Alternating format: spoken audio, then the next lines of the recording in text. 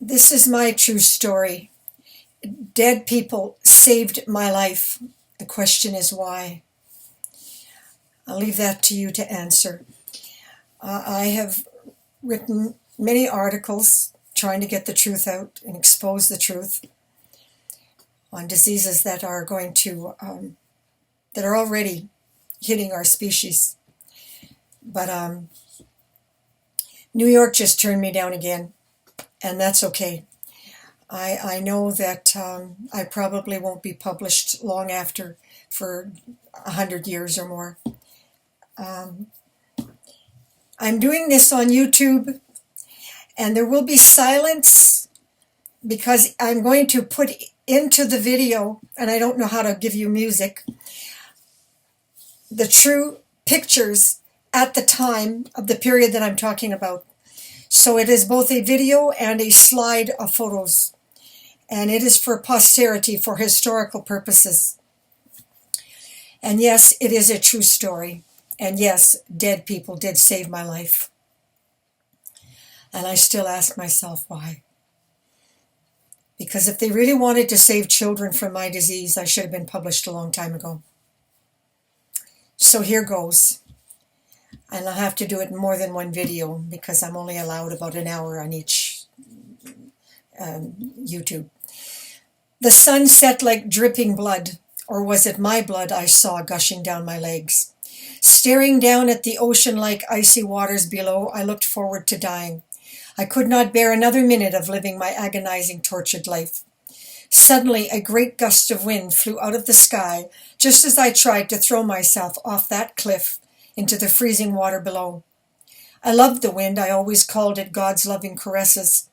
I stood there a moment, enraptured by the feeling of the wind whipping through my long, tangled, extremely dark brown hair, almost black, my white nightgown flowing in the breeze, exposing my long, slender limbs.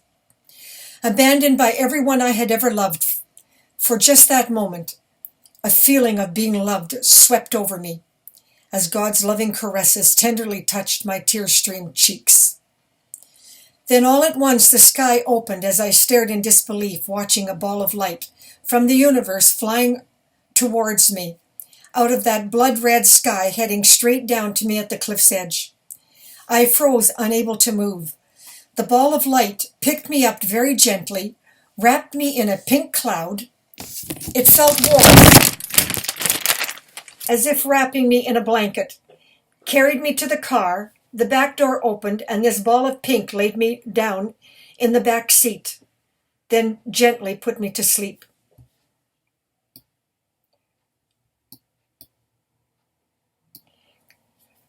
When I woke the next morning, crippled in agony, I walked to the cliff's edge, still contemplating driving off that cliff.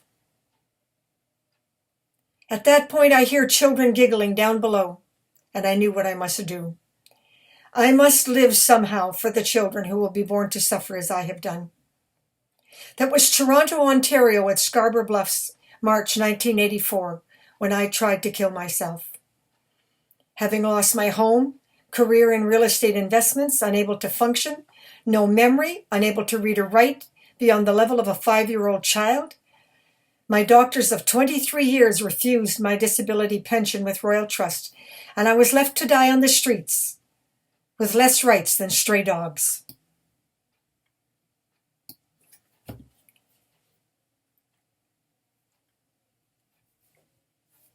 They murdered my brother. His voice was soft, low, and sad. The pain of saying it so difficult, he almost choked on the words. I screeched, and my doctor is a serial killer. What gives them that right? He tried to kill me and should be in jail. The policeman in uniform who had driven from Mississauga to Brantford replied, "Yes, they can be legal trained murderers. I am a policeman and there is not a thing I can do about it." That was early October 1986.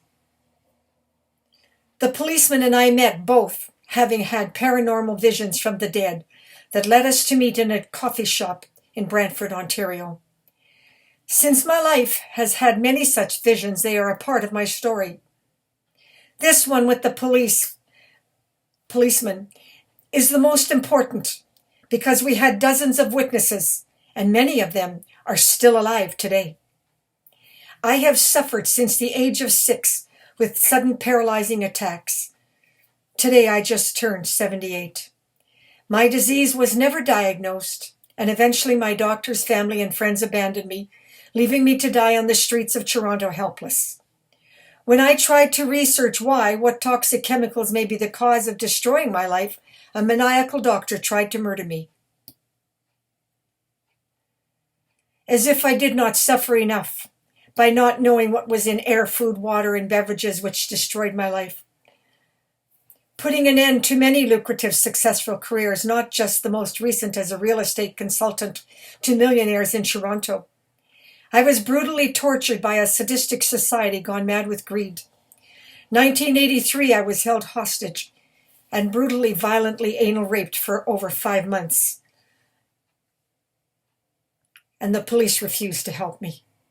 At the age of 42, I was struck down with paralyzing attacks lasting months. Yes, that always crippled, but never this bad. My clients tried to rescue me, but to no avail. 1984, January, I was no longer able to work. I woke up in a fog, no longer able to read with comprehension or write beyond the level of a child. I had entirely lost my memory, even though I could walk, even dance, but I could not climb stairs. I had to crawl on my hands and knees upstairs. I could slide on a flat surface. Paralyzing attacks were not unusual, for I'd had such attacks since I was 6 years old, except this was the first time I did not recover. Born gifted, I had a brilliant brain, even genius talents, and an astounding memory. It's called hypnogenetic memory analysis. Yes, I'd been born gifted, and I had a brilliant brain, but it didn't help me. I was also a trained model and did model for fun and friends, having no interest to do it full time. But by March 1984, my brain could not even remember who I was, where I'd been, or what had happened to me. I tried to relearn, but could not retain memory. I had to pin notes to my clothes so I could know where I'd been and why. I could not remember an hour before where I'd been or why I'd even been there. That story remains unpublished to this day. May 2019, all that stands between me and death is a gas mask, raw okra, garlic pills, and a few health supplements every day. I am 35 years, 100% clean, sober, drug and prescription drug free. Today I know all who are responsible for my disease and destroying my life. Okay, so many think I'm just some radical bitch not worth listening to. Oh, I have many naysayers, many politicians who don't believe what's happening, that we're destroying not just our planet, not just our air, not just our ocean, not just our fish, but ourselves. Our human species are at risk.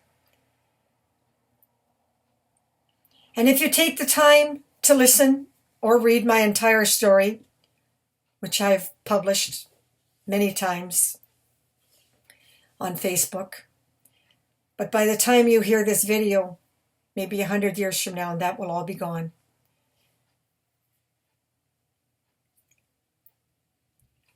I am forced to include the paranormal because it's the truth. And the evidence and documents that cost me everything I own to obtain is entirely free in places where those greedy Canadian bastards cannot touch it. It's with Google, YouTube, and websites in the US, Europe, and Israel. What follows is an autobiography. I lost all memory March 1984, and I was 70 years old. Yes, 70 years old. I lost my memory at 42, and I regained it back at the age of 70.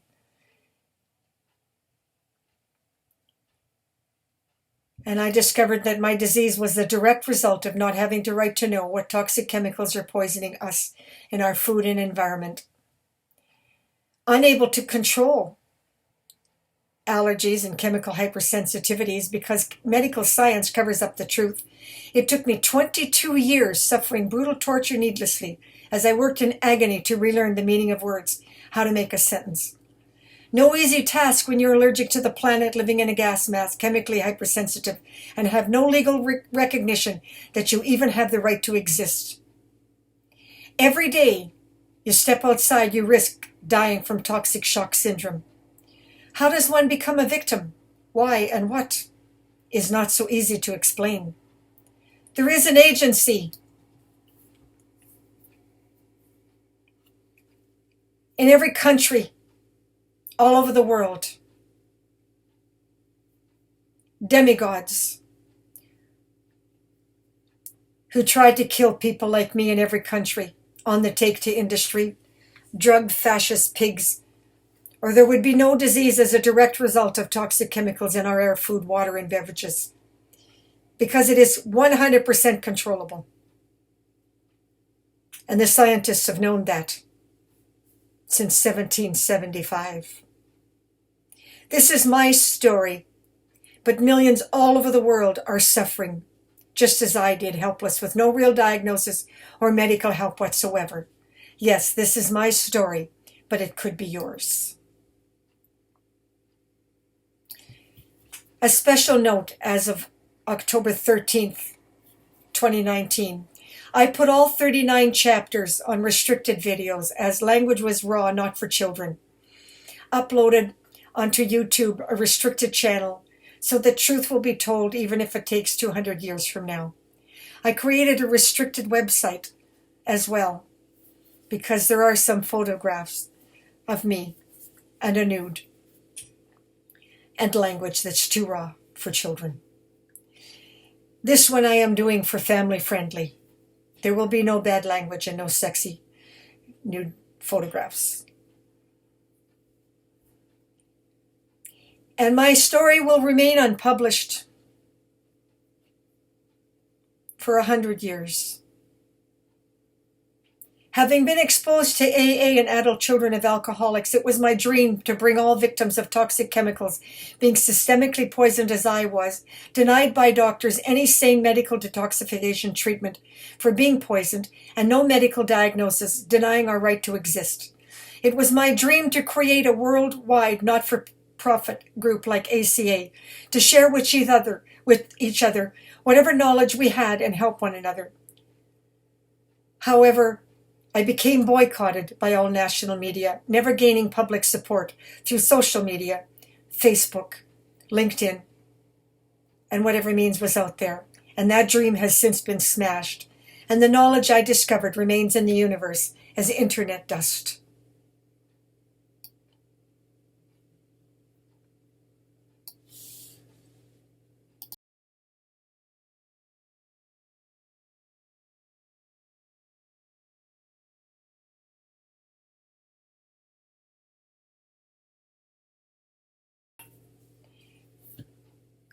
The first was basically a foreword. I shall now begin my story. I was born a happy, healthy baby to grow up in Sudbury, Ontario, Canada's district, a bleak area, famous for nickel mining smelting area, under the shadow of industrial pollution. September 1941, Verner, Ontario, on my mother's parents' farm was my birth. The birth was apparently difficult. It was unusual for a doctor to be called in. My mother was in labor for too long, so her father took his horse and buggy into Verner, 2 miles east of the farm, to get to the local doctor. My grandmother told me the story, saying the doctor could find nothing wrong. And he told my grandparents, "This child does not want to be born." Our home was in Sudbury, which is a very dirty industrial mining town with one of the world's largest smelter and superstacks, and at the time was the world's largest developer of nickel. The air was so contaminated, the landscape surrounding the city was black, bleak, and burnt out by sulfuric acid poisoning. 1969 astronauts, that's a bug, from NASA did the moonwalk exercises here. That is our one claim to fame.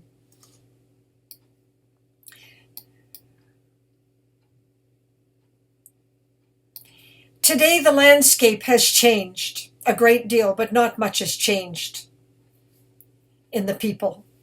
Violence in the home, raping of children, police apathy, legal and court corruption so rampant it's considered perfectly normal. At the age of 6, I was poisoned by sulfuric acid. There was a leak at the smelter, and both my father's mother and I collapsed in the driveway. She never fully recovered either. My condition was made worse from that day on by toxic chemicals, air, food, water, beverages. Despite the painful agony of daily migraines and sudden crippling attacks, stomach convulsions making eating very difficult, I loved learning and school. Unlike most children of my generation, I was barred from sports due to the unpredictable crippling attacks, so I spent a great deal of time reading. By the age of 7, I had completed reading everything in the children's library and got permission to take books from the adult library. I had read every history book in our school library and had nothing left to read. I distinctly recall my first book in the adult library was psychology. I wanted to understand the insanity of the human species, for it had already become very clear to me that for some reason, from the history of our species and what I saw in adult behavior in my community, humans did not make sense to me. Yes, I was 7 years old. For the rest of my public school years, I sang in the choir, danced, entertaining at family functions despite the painful migraines. By the age of 8 or 9, I discovered if I did not eat, I could function at a much higher level physically. I wanted to become a dancer on Broadway, and frankly, I was that talented. If not for the crippling attacks, I would have. I loved to be active, swimming, and especially enjoyed the cold of winter and snow. It brought down the pain and made me feel so powerful. Age 12, I suddenly lost my singing voice and had to quit the choir. I had difficulty climbing anything. My body felt like 500 pounds of granite rock, racked with pain. Cold and ice made me feel better. In cold air, my breathing and legs were always stronger in snowy winter. Ronnie, my neighbor and childhood sweetheart, who would skate with me and help me exercise year-round, walking and climbing hills and swimming with me. He was my protector as a child. Needless to say, it became routine in winter. Once Mom was asleep, to put my snowsuit on and slip outside to go and roll in the snow. Despite my father, Nick Upchan's extreme, violent, abusive, sadistic behavior, it was the one thing he did for me as a child. I understood that ice and snow reduced my pain. So for when he saw that I was not in bed, he would bribe me to come inside by promising to have ice cream with me if I came in. I did my homework inside my closet with the flashlight beside light. Besides, light increased the pain. So you could say my eyes were light sensitive. My mother was a psychotic personality who chose to ignore my chronic illness and pain by refusing to allow me to have blinds on my window in my bedroom. So I took to sleeping in my closet. My mother was a psychotic personality. She tried to force me to eat, which resulted in screaming arguments. Nick, my father, would turn into a rage and try to beat me up, or sometimes defend me and beat her up, or attack my brother. My childhood was a nightmare of brutal cruelty, with scattered wonderful memories of being rescued by neighbors who would allow me to sleep over with their children, baking cookies that did not make me sick. Looking back, Mrs. Marshall was old-fashioned and used lard or butter. No newfangled margarine for her. Mrs. Oystrick, Ronnie's mom, was Ukrainian, and her cooking also did not make me sick. I think she used only butter.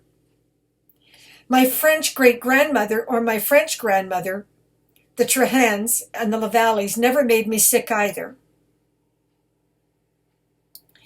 I was well only on their farm, but never in Sudbury, Ontario, where we lived. My mother's cooking especially always made me sick. She worked full-time and had no time to cook the old-fashioned way, which is one reason I was always more sick in Sudbury.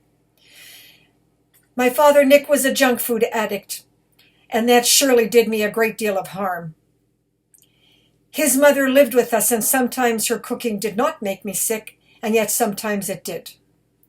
After researching myself, I now know that I was the victim at age 6 of sulfuric acid fallout from the giant smelter Inco, now Vale, a fascist company.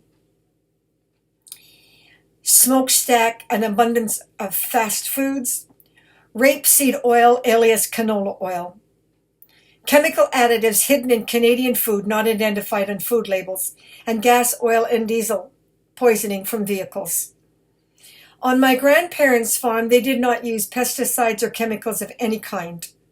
They did not intentionally create an organic farm. It's just what they'd been doing since 1636. A method of farming that each row of plant was different and each bug was attracted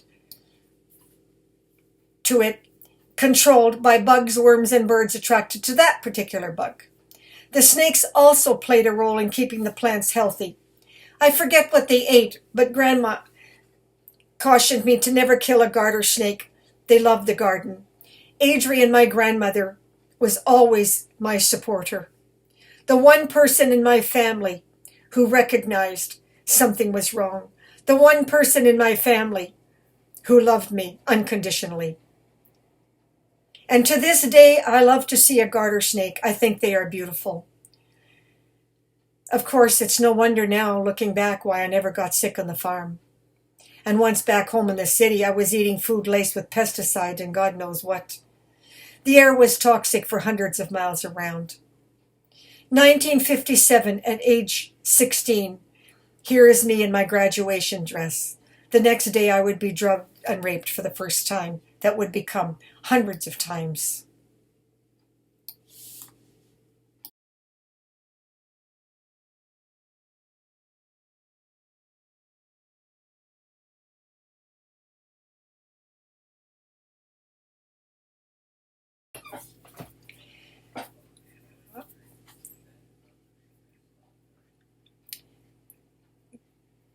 I'm now taking you to 1959, 1960. Despite the agony of excruciating pain every day, I graduated from the business course at the age of 16, typing 100 words a minute and shorthand 80 words a minute. I had a photogenic memory, fashionable, attractive, and was hired immediately at City Hall by Joe Fabro, our mayor, as a public relations secretary, because I was not shy and I worked with the public very easily. And they had a convention of Americans coming to Sudbury. And it was my job to look and research hotel accommodations. He had a driver drive me around the city. And I was very good at research. I was just a natural-born research person. And I could talk to strangers, 1 or 1,000, didn't matter. I had no difficulty with doing stuff like that. So I was a natural candidate. And I made the dress in the picture that follows of me at 17 is just an example. I made most of all my own clothes and still do. And it's a hobby that continued all my life.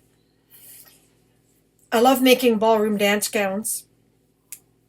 And of course, because I'm basically a dancer, I love to dance. It's my passion. I was a born extroverted. And I was published in the Sudbury Star many times during that period. My severe disabilities were ignored by everyone, including myself, because they really only affected my legs, not my brain. And hiding the pain I endured in silence, working twice as hard, I made it through high school. And I was liked by everybody at City Hall. I will purposely omit most of my teen years and modeling and the 2 men who raped me, one at 16 and the other at 17. I talk about that in another video where I'm attempting to explain why a rape victim will go back and have an affair with their rapist. I don't want to get into that here. That's not what my story is about. But I have done a video on YouTube about that if anybody is interested.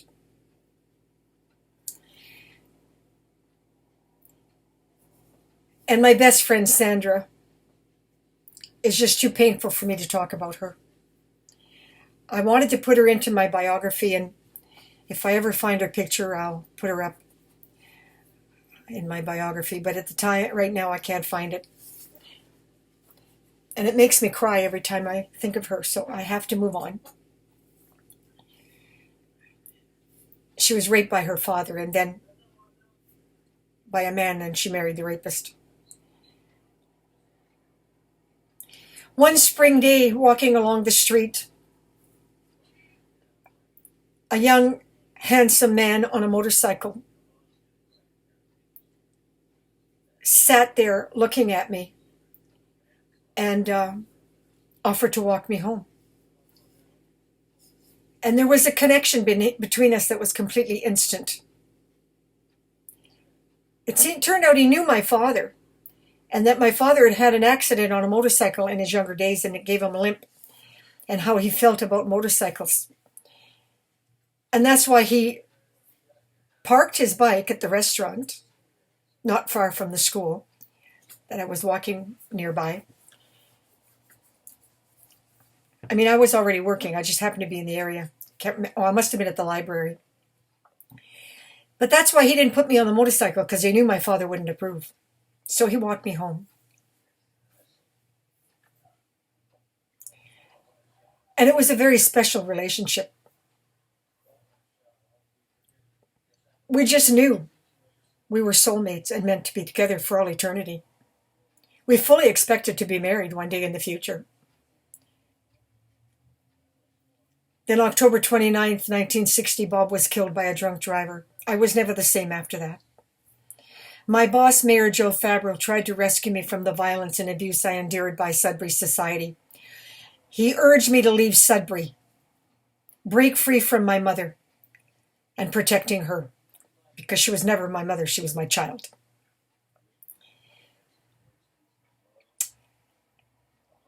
But every time I tried to leave, she'd start weeping and begging me not to leave, so I'd hold back. That is until one fatal night when I was the victim of a plot to gang rape me. I had left City Hall for a job offer in a construction company that offered me double the money. He was a very wealthy maggot from Toronto. My escape was nothing short of a movie plot. On the disguise of taking me for dinner at a local hotel, he had booked a room, and once inside, he attacked me as several men stood around the room laughing and waiting their turn. I mean, imagine, I'm 19 years old. And he was in his 30s. And it was a joke to them. But I was never a good victim. Unless you drugged me. I fought my father off at the age of 7 like a wild tiger, and I bit him so hard he had to go to the hospital for a tetanus shot. That's just an example when he tried to kill my brother. And sometimes I regret that he didn't kill him, because my brother is a horrible, horrible beast. So I fought this monster like a wild animal in a rage, screaming, and I pushed him so hard he fell to the floor. And running to the door, screaming, finding it locked, I pounded and jumped up and down, screaming. And a bellhop quickly arrived, opening the door for me. He recognized me when I came in because he was my brother. Now, Frank had never been much of a friend to me, but he did do that. On the other hand, that was his job. I could have been anybody. Because the hotel Colson manager told me that Frank didn't do it because of me. He said he'd have been fired if he hadn't it. So let's not give him too much credit. Taking a taxi home, that was it. I screamed at my mother, Joe was right. And I'm getting the hell out of here. I called the train station and booked the train to Toronto for the next morning and hastily packed a suitcase. 1961, shortly after I arrived in Toronto, I was seduced and date raped by a man I thought did it because he loved me. He deliberately got me pregnant. And you must remember that in each rape, I skipped a little here, my mother was very good at saying to me, forgive them, it's not their fault, they love you too much. And manipulated me to feel grateful, which is why I went back to the first rapist, so he could do it again and again. So this time, it wasn't a rape like violent. It was a seduction, and he made it very, very enjoyable. But when I found out that he deliberately got me pregnant, and he was a married man, and he lied to me and told me he was sterile, that was it. I cut him off. My father arranged an abortion for me, but I refused it. I did enjoy being pregnant for that 9 months. I wasn't sick and I wasn't in pain. For whatever reason, it did something to my immune system, and it made me really healthy. Or God just took pity on my child. I don't know which. I have no idea why being pregnant helped my immune system somehow. I leave that explanation to the experts. In 1962, in full bloom, I met John Wayne. He stopped a parade on Yonge Street, literally stopped it, got out of the car, the limousine, he was sitting on top, and come over to talk to me, and he put his head to my belly to feel the baby kick, and he laughed and he said, you're having a boy for sure. Mr. Wayne was such a beautiful, handsome man in person, and he gave me a gift of his compassion that I remember to this day as if it was like 10 minutes ago. I dearly loved my son, yet I gave him up with the true mother's love for adoption when he was 8 months old. I was too sick to take care of him, did not want him anywhere near my abusive family or his immoral father. Sorry.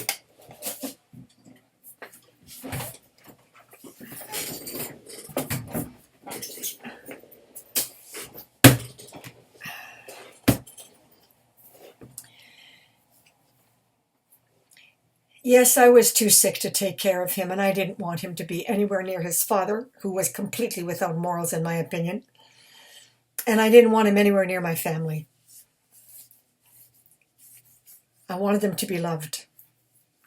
But I left with the adoption agency, the Children's Aid, a complete dossier on my health issues, and that the family should have access to me at any time they wanted. He didn't have to be 21 if they had any problems. And because I never heard from them, I can only assume he was either okay or they died. I don't know which. After that, George and I were celibate for 2 years before I was well enough to work full time. The one thing George did was take full responsibility by financially taking care of my bills during that period.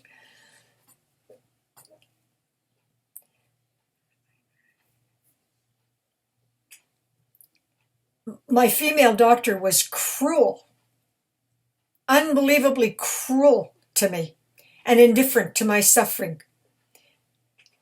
I had stuff gushing out of me for 2 years, and she treated me like I was not worth keeping alive. Finally, George found me Dr. Keltz, a Jewish doctor, and we discovered that she'd left afterbirth in me, and it was a miracle it did not kill me, but it was poisoning me. I had to wear pads 24/7 as the guck gushed out of my vagina for 2 years, and the stench was revolting. Dr. Keltz arranged a D&C, and I was cleaned out, and I had a remarkable quick recovery for a brief period of time. Having excellent typing and shorthand skills, well educated, fashionable, and good to look at, I had hundreds of offers, I want you to know. Men who met me from all over the world wanted me to work for them, fell in love with me.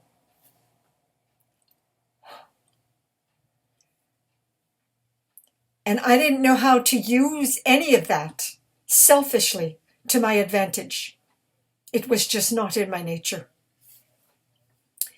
1964, I took another crippling attack and bedridden for weeks when a friend to cheer me up helped me dress in a beautiful, lovely gown, fixed my hair and makeup, and then he carried me to a taxi cab. The cab arrived outside a lovely hotel, and Ronnie Farah had arranged for the staff to have me meet Elizabeth Taylor and Richard Burton, who were staying there. There are no words to adequately describe that meeting. Elizabeth Taylor instinctively felt I was in pain, and she touched me.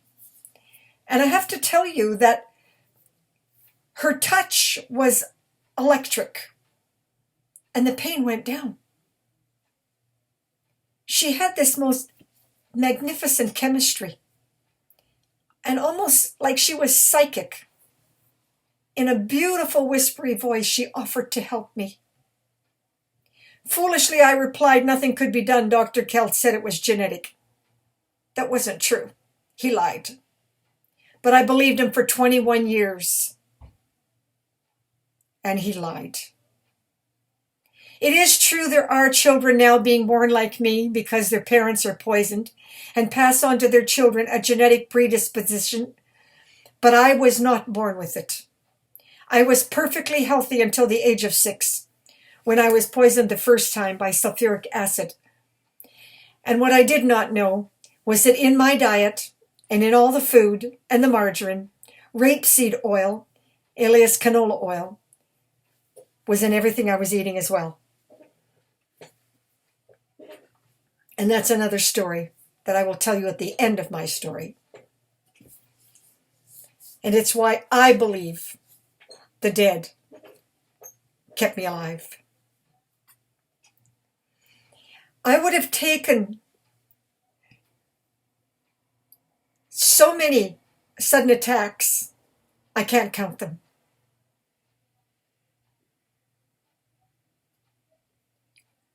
Out of nowhere.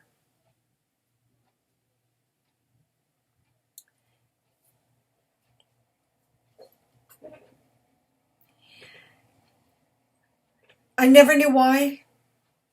I never knew how. I never knew the cause, and I never got a diagnosis.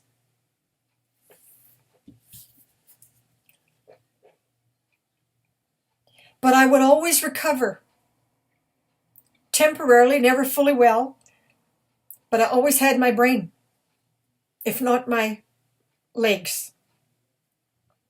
And despite the handicaps and the painful migraines and the crippling attacks, I was brilliant. And I was never out of work for 23 years in Toronto. I was always in demand. 1966, I took a major attack, and this time I was paralyzed completely, semi-catatonic. And I crawled to the phone and was taken by ambulance to the Mount Sinai Hospital, where Dr. Wallfish, an internist, did a research study on me for 2 months. He published my symptoms in a medical journal. There was no response, and so my file was closed, leaving me with no diagnosis. And of course they found nothing wrong. Why would they? We have no tests for being poisoned, and therefore being poisoned does not exist. If they did diagnose it properly, industry would be forced to control products, cars, trucks, machines that poison, tests, pesticides. Everything would have to be banned. You're not going to admit that we're actually poisoning people, are we? We're not poisoning people. We're not poisoning the planet. Listen to the rhetoric from your politicians right now. No such thing as global warming. To hell with global warming. We're being poisoned, you jerks. Food industry would have to stop using pesticides and toxic chemical additives in our food. Bayer would go bankrupt fighting the lawsuits that Monsanto, those Nazi fascist pigs, are responsible for. And canola oil is a genetically altered rape seed. And I'm here to tell you that they're claiming it's now safe when rapeseed was not safe, it was toxic, and that's not true. It's just as toxic today as it ever was, and not because it's genetically altered, but because the original plant is poisonous. But I didn't know any of that, so I'm jumping around here. Sorry, people. But it was banned in the United States, but not in Canada. And there are many victims like me in the United States, so it isn't just canola oil. That's, I think, the point I'm trying to make to you. Anyway, that's the glory of hindsight, but I was not privy to that information. I would be struck down by paralyzing attacks that hit like a thunderbolt without warning, like lightning, electrocuting, excruciating, mind-boggling pain through every fiber of my being, memory loss, blackouts for days or months, profuse bleeding, infection spread through my frail body like a prairie on fire. My life was beyond my ability to control. I spent the next 20 years of my life picking up the fragmented pieces of myself, splattered amongst the tattered spoils of a career in shambles, amid the rubble of financial chaos, in a gruesome battle for survival, with no medical treatment or even a true diagnosis of my disease. My life was a diabolical nightmare. I continuously struggled for success only to be robbed of life's pleasures by another catastrophic attack. I woke up in Vancouver with the lesbian biker gang taking very good care of me, feeding me homemade chicken soup. They, and with the help of an unemployed pimp, he had no hooker at the time, carried me in and out of the Vancouver hospital too many times to count. I'm not sure why I was there. I do know it was after I was a bunny girl at the Royal York and I was making like, $400 cash a week, tax-free. Yeah, me, a bunny girl. They patted me from stem to stern. That was quite an experience. But I met some wonderful Americans who wanted to move me to New York to get me medical treatment. And that's a whole nother story. Yeah. But while in Vancouver, I rescued a girl raped by her father, and she was pregnant. I tried working as a bunny girl, but frankly, the pay was lousy. And the men rude. I'm talking Vancouver. It's a rotten city. Well, actually, all of Canada is pretty rotten. Our laws are rotten. We're one of the most corrupt countries on the planet, only people don't know that. We're just very good at propaganda. Anyway, the specialists were called in and they said that I couldn't handle the low pressure. They said for me it was like living and breathing underwater. And it was killing me, and it's true, the chest pains were excruciating, and I had to return to Toronto.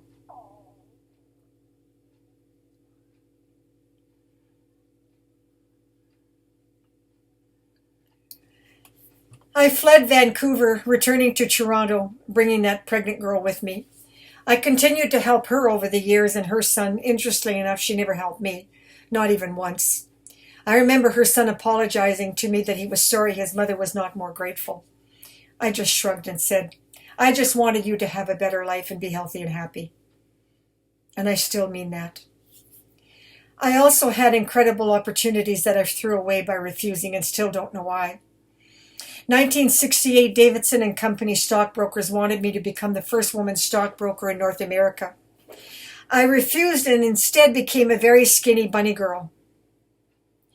I have wonderful memories of working with stockbrokers despite how sick I was. They were wonderful to me. I took another brief job as a bunny girl at the Royal York in Toronto. But too often I wandered the streets in a daze. I had month-long blackouts and never knew why. My brain woke up one time in the Satan's Choice coffee house and the big shot fed me coffee. And I didn't realize how lucky I was. He took pity on me and he told me that I should not wander the streets by myself, saying that I could have been taken hostage and shipped to Saudi Arabia as a sex slave. He made me promise to stop doing that and told me to never come back.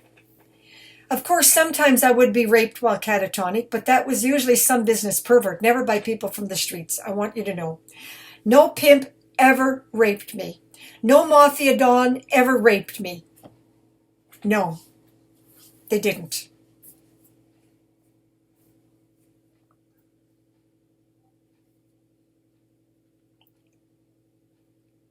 But yes, there were men who did.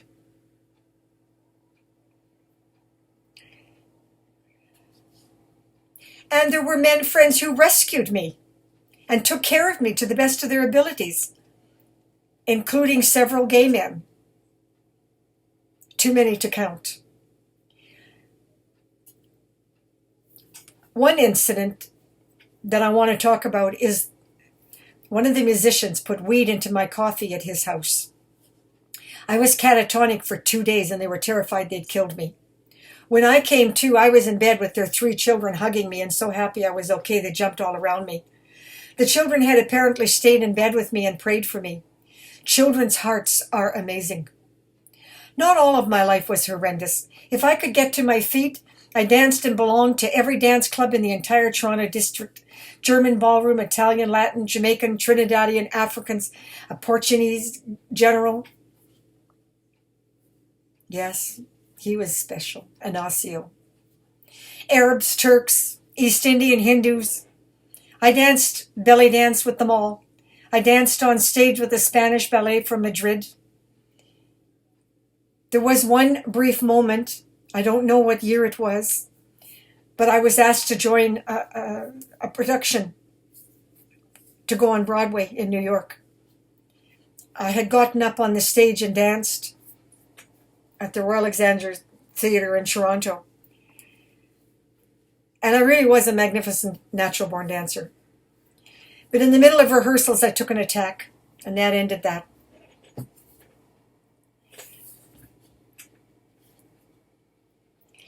I have wonderful memories of the food that the people from all over the world fed me. And you know what? Not once did I ever get sick from their food. All homemade, of course. Not Canadian. I refused to align myself with any religion. I won't talk about the religion that I grew up with because it's not important to me. I was always connected to the creator of the universe. My earliest memory, 5 years old. I never felt comfortable in man-made religions. And I never felt comfortable praying to anything born on the planet. So that gives you a very nutshell idea of who and what I am. And I was born that way. I was not trained that way. Believe me, they tried to brainwash me, but it didn't work. Nobody could touch that. I was connected to the universe. Always have been, always will be. Not to anything on the planet.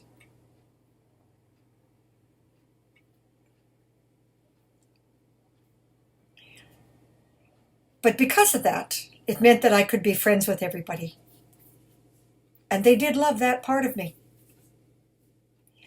A mafia don pleaded with me to come to work for him, offering me triple my current salary and promised to take care of me. And I laughed, saying, "No, you kill people for a living." And he said, "Trudy, for a smart girl, how can you be so dumb? We've gone straight. Our children are graduates of Oxford and Harvard. We built the towers downtown. We own Toronto. We don't do that anymore." And he said, "And at the moment, we're selling it to the Arabs." Now, at the time, I didn't even know what that meant. But what he meant was they were taking their money and had gone straight by pouring it into building towers in downtown Toronto and other cities. And then they were slowly selling them off to the Arabs. And the Arabs were buying our towers and our condos and apartment buildings. And of course, they had the money.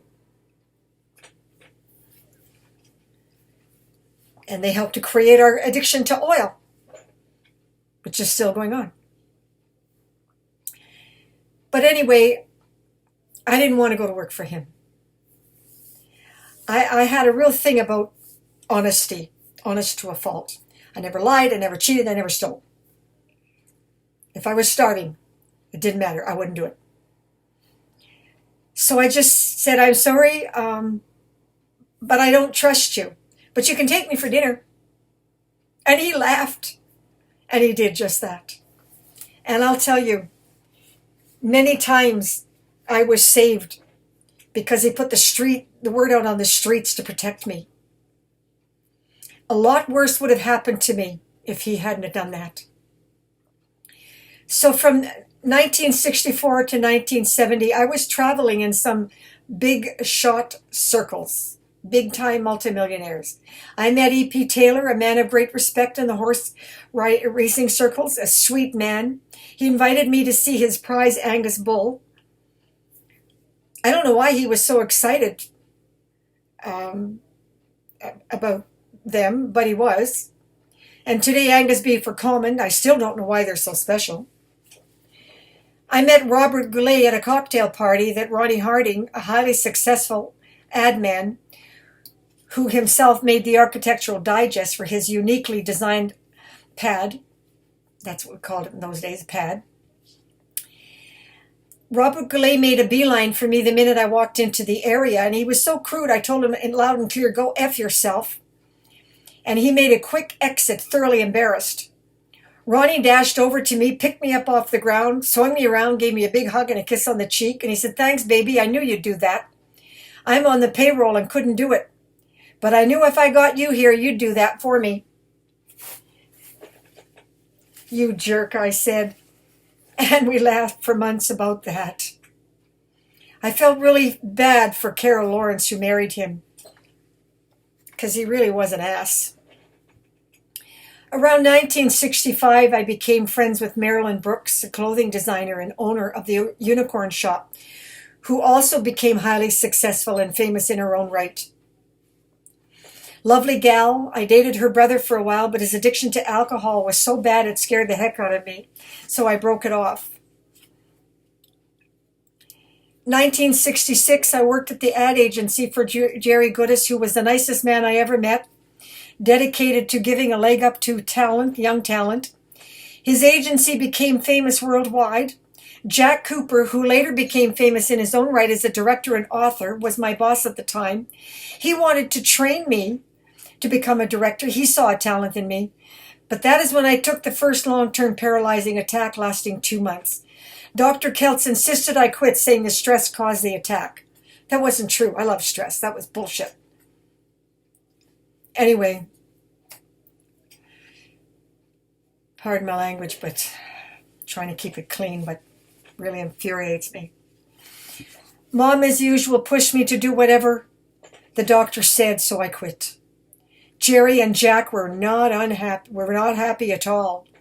And yes, it was another deadly, stupid decision I made that I paid dearly for. Truth is, anyone who ever worked with me could see I thrived on deadlines and stress, getting bored very easily. Anytime I took a major attack, that Mafia Don would help me. He picked up the tab for my bill at restaurants he owned and made sure I did not starve. Yes, I have many fantastic, loving memories, and I can't include them all. My clients were Africans, Baptist blacks, and Seventh-day Adventist whites, and people from all over the world. And they all made me doggy bags and food to bring home. East Indians, Greeks, Chinese, Japanese, stockbrokers, Jewish people. They'd call and say, "Hiya, Trudy. You come over tonight. We have food for you." Yeah. I especially love the Hindus. They had 3 children, and they'd play Hindu music for me, and I'd belly dance with the kids. I don't remember the year, but it doesn't matter. And there was a beautiful black man that I met.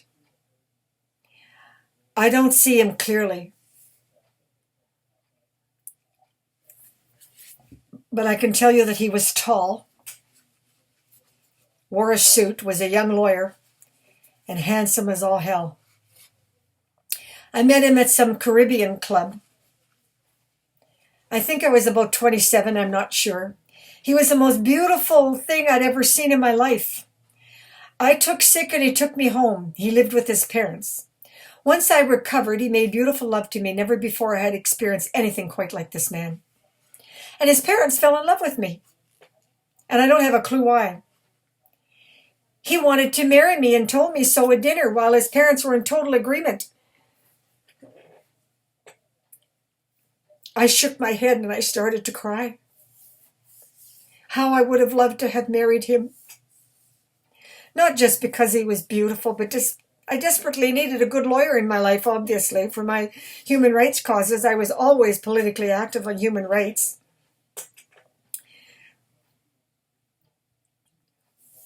Impossible, I finally blubbered out. Impossible. Then I explained how Canada was just as prejudiced as Americans and perhaps even worse in a way. No, not violent, not in your face, but they'd stick a knife in your back quicker than spit, and his career would have been destroyed before it even begun. Our children would face bullying and terrible ostracization, I explained. Go to the Baptist church, meet a lovely colored woman and marry. You will have a successful career, and your children will know what it is to be loved. Often I think of him and his parents. How different my life would have been. They loved me and would never let me suffer as I have done. They would have stood by me in ways that my parents never did. But I stand by my decision. It would have been selfish, and his career would have been destroyed. And I just couldn't be that selfish. And if I had it to do all over again, I'm sorry. I would have to do the same thing. It's just not in me to hurt somebody. And it would have hurt him. 1968, Andre and Graham, two wealthy American executives from Gulf Oil, wanted to rescue me and have me work for them in New York City. We had met previously at the Royal York, where I was working as a bunny girl. I left there to go to Vancouver, and then I returned, as I previously mentioned. And yes, I do jump around. I have flashback memories. But they stayed in constant touch with me by phone.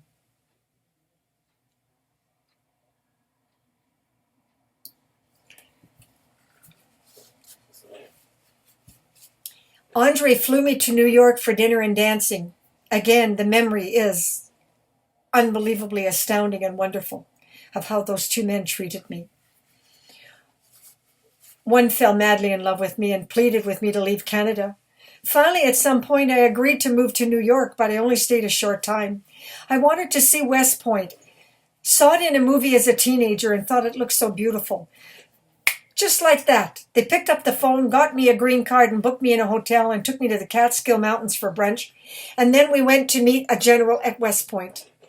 I get shivers still just remembering those glorious 2 days I spent dining and dancing on the rooftop of some glorious hotel with Andre and Graham. We stopped late one night outside the door of some famous disco. It had a lineup down the block. I don't remember the name, but they had connections, and we went straight to the front door. However, the doorman objected to my wearing a pantsuit, which I had designed myself. Yes, I made most of all my clothes, including my ballrooms, and still do. Anyhow, I said, "No pants? Ha! No problem." Bent down, took off my pants, sling them over my shoulder like a scarf, and stood there in a mini dress and said, "How's that?" Well, everyone was not only shocked, but roared with laughter. The doorman said, "Lady, you got style. You belong here," and ushered us in. We went inside and danced until sunrise and had a wonderful time. I loved New York and those two guys, but frankly, I was on the job in the executive suite, Gulf Oil, New York, just one day, and I said to Graham, "I'm going home to Toronto." Canadians are just as prejudiced against black, but it's too violent here. We may stab them in the back, blackball them from work, but we don't do it so overtly and so cruel. As if I'm not going to be allowed to speak to blacks? To heck with that, I said. I had said hiya, introducing myself to a young black man in the mailroom, and the executive secretaries were all angry and had complained.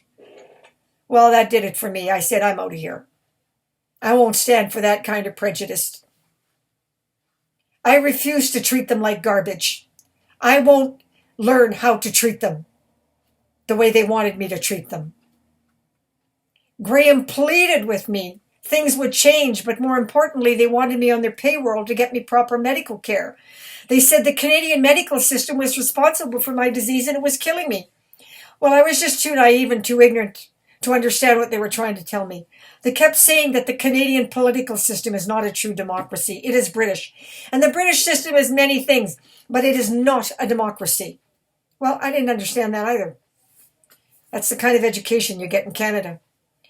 1969, I had my first drugged-out wedding to a man who tried to murder me.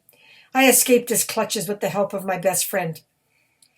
No, his best friend, who heard his plot while he was drunk. His friend came to my apartment and grabbed as much of my clothes as he could and hid me in his apartment for a few days, and then he found me a safe apartment miles away. I filed charges with the lawyer that if he ever came near me or did me any harm, he would go to jail. I also told his boss what he had done, and he was warned if anything happened to me, he'd be fired. He left Toronto for Vancouver, and I was forced to wait 1 year for a divorce. Our laws are so stupid. 1970, I went back to work for Max Vader, a representative for a Montreal clothing line. I remember having such fun with McClisha and Nicole Morin. She never quite became famous, even though she had a part in Canada's most famous movie in history, Going Down the Road. Nicole had the body of a Greek goddess. Makushla was from South Africa, suffered a terrible loss when her husband cheated her out of her rights and she lost custody of her only child, or even the right to visitation. Suicidal despair brought her to Canada. Somehow Makushla had become friends with Frank Sinatra's manager, who wanted me to join them in Vegas to meet Sinatra. I refused. I did not approve of his egotistical cruelty to a young male singer whose career he destroyed. Yeah, I was like that.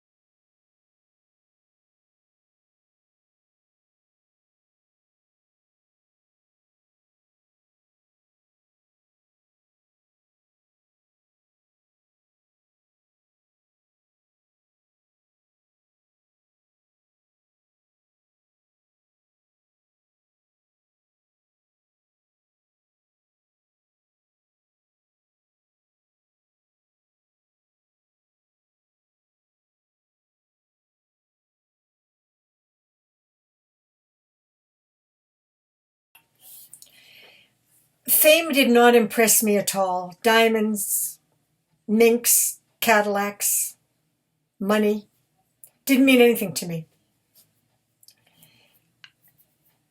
I don't know how long I modeled.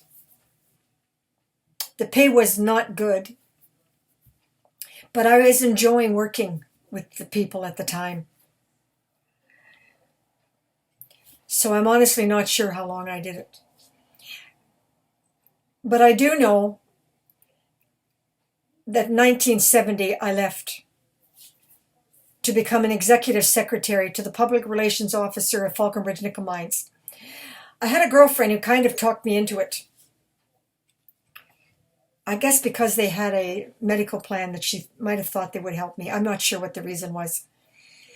Because the truth is, although she got me the job as a friend, she just abandoned me after that. Even though I saved her from a very violent altercation with her lover of the time.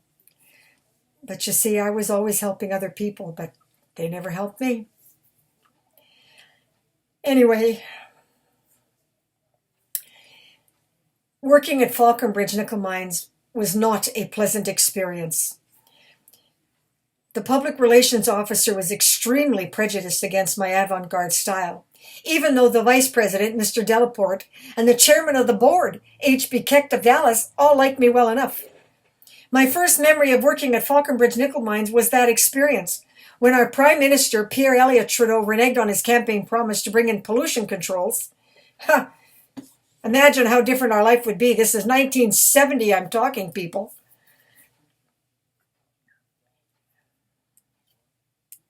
But he reneged.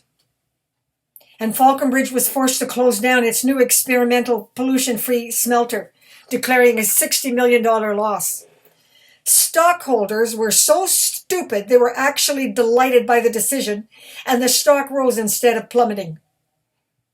Gives you an example of what idiots humans are. 1970 to 78 are the years of such betrayal. I've never been able to put them down in writing, and it doesn't really matter. 1971, I purchased my first home and became the first woman in Ontario to own a home in her own right, without the signature of a man. When my bank refused me a loan, I went across the street and I lied and I said I wanted to borrow $3,000 to buy furniture. As an executive secretary making very good money for a woman, they readily gave me the cash immediately. I took a cab to Bruce Rusnell of Rusnell McKay and closed the deal. Bruce and I became good friends and later business partner. I bounced around in careers quite a lot, but always had a genius for real estate analysis. Sometime in the mid-70s, I was at my favorite stand-up bar, Melanie's, reading The Prophet with a cup of coffee. Arnold Palmer came in and asked me what I was reading. When I showed him, he thought it was interesting I'd be reading poetry and drinking coffee in a bar. I invited him to join me. I knew the name, of course, but I was no fan of golf. Toronto was not a big golf town at the time, so I asked him what he was doing here. Make a long story short, he was scouting for land for a new golf course, and some idiots were taking him to the Granite Club area, mid-north Toronto. I said, that's insane. You'll pay 5 times the cost, and those people are old money. Cripes, they don't even play golf. Obviously, he was surprised, asking me where I thought was better. Oakville, I said. Definitely Oakville.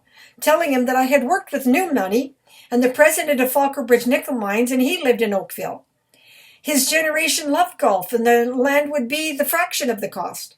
So then some PR guy came and made him leave, but he thanked me, and Oakville did become the home of a brand new design golf course, historical at the time. I did that a lot.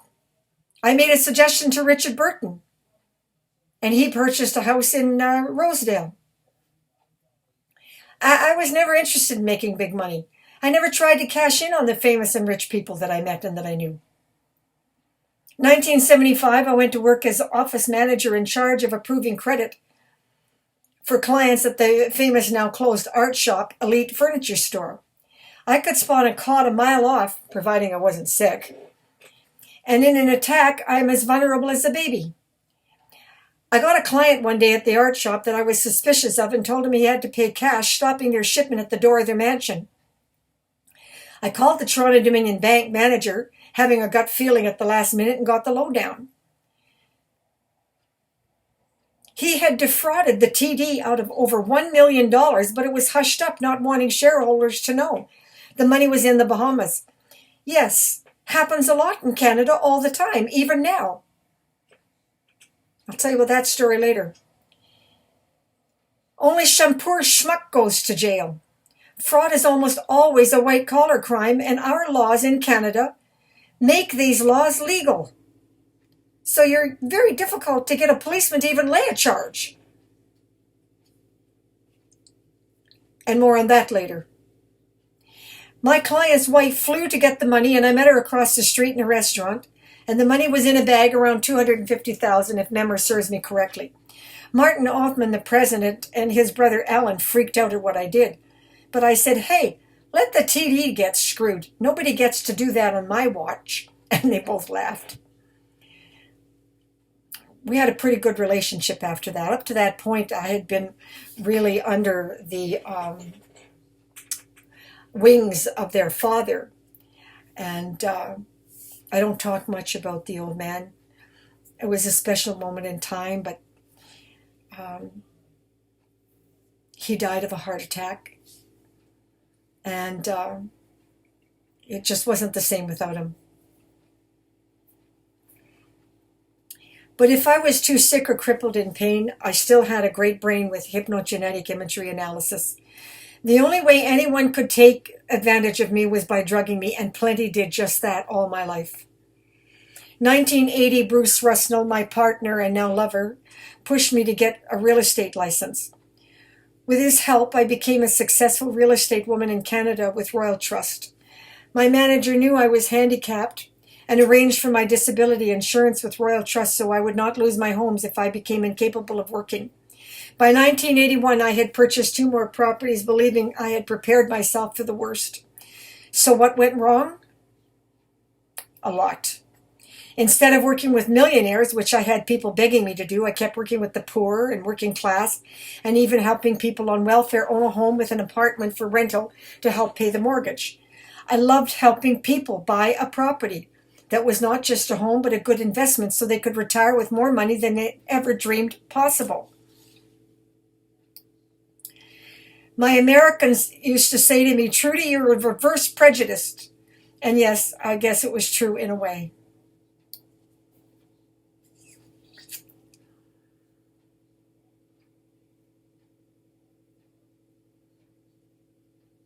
I even preferred fake jewelry that was fun to wear. I have the odd piece that was made for me as gifts for some special sentimental reason that I won't go into. But I was happy with costume jewelry. I made, created, and designed my own clothes. I made some of my own jewelry as well. But I like making it for myself. I frustrated a lot of men who did care and try to help me. I don't know why I was not interested in becoming famous or wealthy. It was a terrible mistake on my part.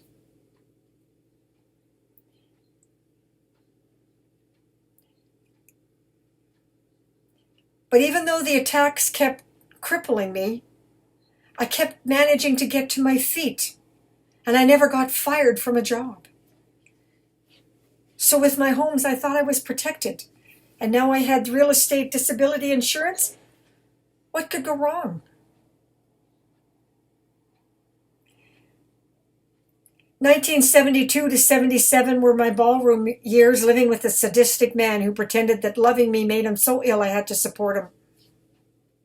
And I did for years, until Eloise Ost of TVO fame, Saturday Night at the Movies, sat me down, made me promise to dump that lazy jerk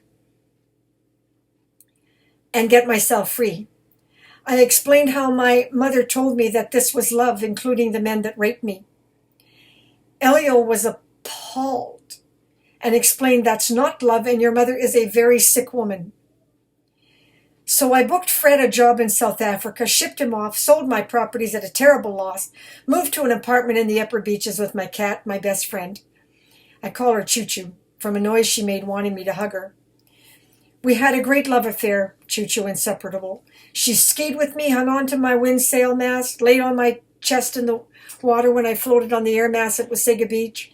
She walked on a leash like a dog. We had a language that we understood if I was too sick to eat. She'd climb on top of me crying, making me follow her to the kitchen. And I'd make a meal of spaghetti, both our favorite meals. And Choo Choo would sit next to me at the table, refusing to eat her spaghetti unless I ate mine. Her cry spoke volumes. Choo Choo kept me alive several years doing that. At a grocery store, she sat in her little harness in a cart, and everyone loved her. And she hung on to a mast when I windsailed, and she sailed with me. And she sat on a float when I was swimming, and she'd hug me. We were inseparable. Sometimes I made terrible decisions in a blackout, from which I would scramble to recover. I had 2 weddings, no marriages. Both men were sociopathic and drugged me to get married. 1969 was the first. 1982 was the second. And he married me just to get access to my credit card and racked up enough to put me $48,000 in debt. Then 1983, James Kelly the Beast tortured me. Twice I nearly escaped, but my mother manipulated me in going back. Finally, I sold one of my houses to gain my freedom, and I gave him $7,000, and I bought my freedom. But the police in all cases in my life refused to help me. I worked wherever I could, typing at night for the stockbrokers, modeling for Falconbridge Nickel Mines, modeling for friends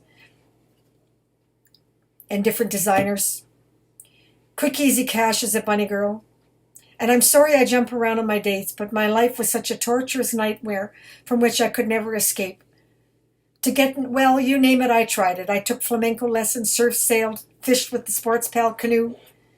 Yeah, I had my own canoe.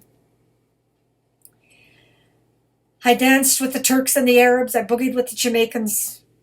I climbed in winter skiing both cross-country and downhill. I tried every diet known to mankind.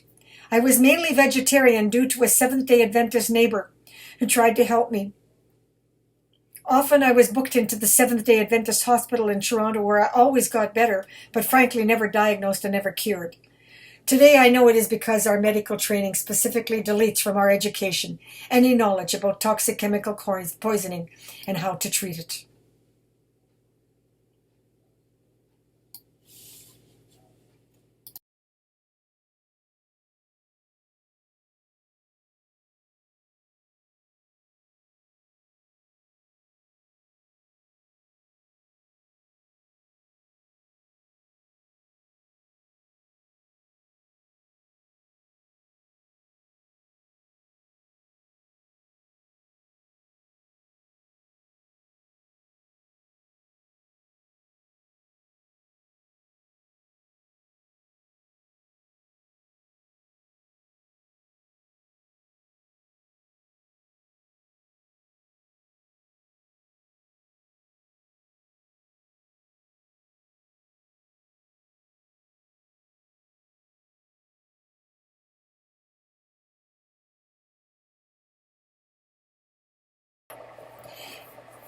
In 1981, I was in the Globe and Mail with an announcement.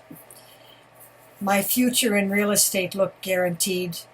I had the respect of the stock market brokers, real estate market, businessmen, ad agencies, and men and millionaires from all over the world. Why wouldn't I be successful? I was in the unique position as a woman that I was well liked, and my intelligence and my ability to predict the market with such accuracy was sought after worldwide. I got phone calls from Hong Kong, people wanting to work with me. And I had two beautiful homes. I was living with my business partner, now lover, Bruce Rusnell. And I had two beautiful homes as investments, both rented out. Mortgages were covered. I had disability, royal trust insurance. What more did I need? I could never have imagined that one day the attack would rob me of my brain and my memory and it would never return.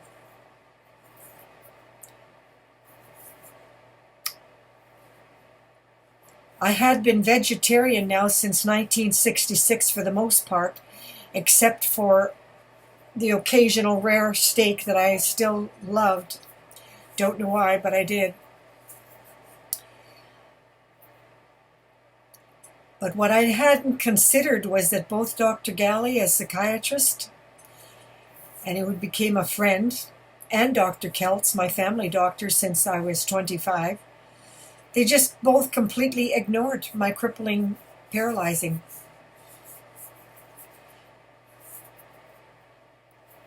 I took a major attack. I was drugged by a man, and I wound up in a wedding number 2. He was criminally insane, and he forged my signature and ran up $48,000 in debt. And once more, the police wouldn't help me. So rather than lose the 2 homes for investment I had left, I made a deal with Bruce Rusnell of Graymac Corporation. Now, there's a major scandal there. The main shareholders were Mennonites. And I won't go into too much detail because if you look it up on Google, it should be there. But Bruce got involved with an illegal gay bathhouse. And I phoned the Mennonites out in Winnipeg and I warned them to sell off their stocks, which they did. Because I knew that Bruce had suddenly, his alcoholism had really affected his brain. and he'd lost all sense of morality. And he was trying to create a scam to get new shareholders, but the truth was, if anyone bought in, I knew the police were going to shut down his illegal operations. And I warned him, and he just laughed at me. He called me the little schmuck. He'd been in the business for 23 years. Who did I think I was? Yeah, our relationship was not doing very well. He had a cocktail party to drum up new shareholders. Eddie Shack was there, of hockey fame. We grew up together. I stayed friends with his mother over the years. He used to drive me crazy as a teenager. He'd stop his car with the roof down. It was a convertible, and holler across the street, "Hey, Trudy, want a F?" And I'd holler back, "What did I tell you the last time?" And he'd say, "Oh, just tell me one more time." And I'd scream, "No." And we'd laugh, and everyone around would be so shocked. And that line stuck, and it became famous all over Toronto. Stan Getz of saxophone fame, playing at the Town Tavern, did that every time I walked in. And Bob Levant, who bought up a lot of property and created what we now know as the famous Yorkville. It started with Bob Levant. And he became a multimillionaire, and he had a club, and every time I walked in, he'd say that to me. And the truth was, compared to most, I was a bit of a prude about sex. I never approved of the multiple sex games that were going on at the time. Ronnie Harding for years protected me as well, until his alcoholism was killing him, and he became bankrupt. His success spiraled out of control in a drunken stupor. And my dearest friend, on his way to Paris, a famous hairdresser, he took LSD one time too many and wound up brain-damaged vegetable, institutionalized for life. I found him in Yorkville, and I called the cops and had him put into the institution. And Joe Fabreau's nephew was my dear friend, and we partied all over Toronto. And one day he took an LSD hit on the rooftop of the downtown hotel at a cocktail party, and he gave me a hug, and then he swung around saying, "I'm a bird, I can fly." And he ran right past me to his death and splattered all over the pavement below. Terrible things were going on throughout my time in Toronto. And those are just some of my flashback memories. But Eddie had become famous in hockey, and he was a very smart businessman despite his severe dyslexia. I always felt he married the right woman, of course, who stood by him. At Bruce's cocktail party, surprised to see me, hadn't seen him since we were teenagers, I warned him to not get involved. And some big shot overheard my comments and wanted to know why, and I said, "Shit's going down and some poor schmuck's going to do jail time, but the real criminals are going to get away scot-free." Bruce, a once high-powered, wealthy multimillionaire, due to this insane decisions, despite his being a mortgage broker successful over 23 years, he was doomed to plummet into a drunken haze and face bankruptcy himself. I called his ex-wife and got her to sell her stocks. I warned his partner, Mr. McKay, his father-in-law, but he refused to believe me. I also warned his lawyer, who almost lost $2 million because of Bruce. He did lose a few million, but he managed to bail out, at least with something. But Mr. McKay lost everything, and it killed him.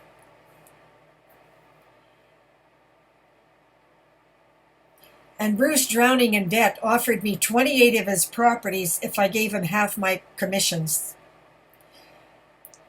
I guess because I felt a kind of sense of loyalty for much of my success, I agreed. I mean, we'd been friends for 23 years. And I had my debts to pay off from that criminally insane husband of number 2. So I worked feverishly, so much so I made the National Leaders Club in Royal Trust coast to coast, paid off all the debts, and I thought I'd be safe. But my manager at Royal Trust was so angry with me giving 50% of my commissions to Bruce. He didn't understand how far back we went and the behavior of an alcoholic. So instead of supporting me, he abandoned me, leaving me helpless. 1983, I was drugged while in an attack, and this time I never came out of it. I was held hostage by James the Beast, a demonic beast, forcing alcohol and drugs into me and repeatedly in blackouts. It would be many decades before I would even discover he had been anal raping me as well as beating me up.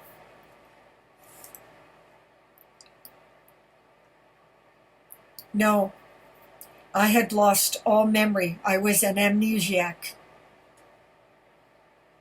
And no one would help me. Not my doctors, not my friends. So I lost everything. There were witnesses to what he was doing, but nobody would help me. The last time I tried to leave him, my mother urged me to stay with him, saying that, just as she'd done all my life, that he can't help himself, he loves me too much. That was always her answer to everything what monstrous men did to me. But this time, her excuse was, since I could no longer support myself, I'd better stay with him. My uncle Yvon Lavallee, her brother, tried to tell her what he suspected James was doing to me, but she wouldn't listen.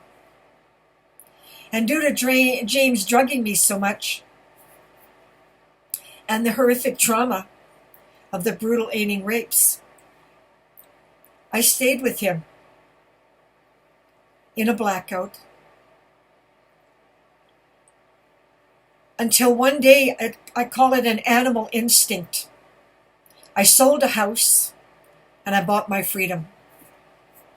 He took $7,000 and went to Ireland. I was hoping he would get killed in a drunken brawl. I do remember now being picked up on the streets by a taxi driver after one of his anal rapes, and I was bleeding from both ends. And a woman doctor at the Mount Sinai Hospital, she assumed it was consensual without even asking me or telling me what had happened to me. I didn't know. I didn't know why I was in pain. I didn't know I had been raped. I had no memory, but that didn't even cross her mind. She just called me a whore and threw me out. Dazed, confused, bleeding and bruised, cuts from head to toe in agony, I took a cab home. Today, I have flashback memories of what he did to me. Ramming beer into my mouth, bleeding.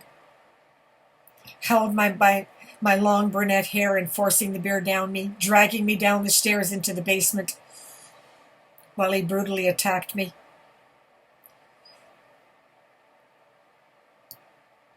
And yeah, there were witnesses that heard my screams, and not one person came to my rescue.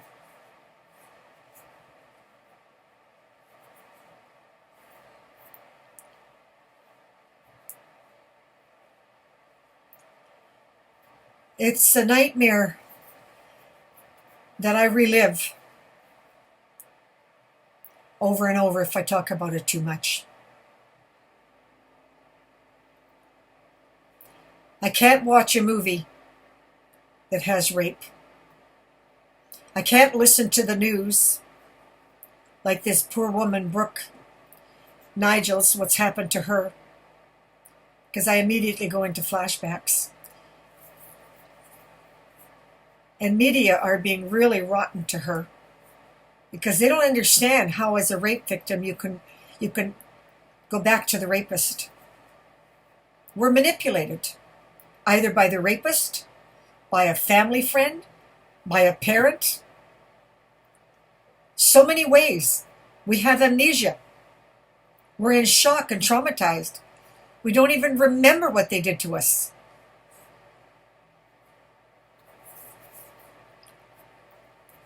Anyway, I don't want to dwell on it. I just want to point out that one night I drove to North York to go dancing at a Jamaican bar, and the injuries I had sustained from the rapes all ripped inside my vagina and anus, that while dancing suddenly blood gushed down my legs. And a young Jamaican came to my rescue, drove me to a nearby hospital, and once again, this was in North York, a female doctor. And I point out to you, female doctors were more cruel to me than the men. Yeah.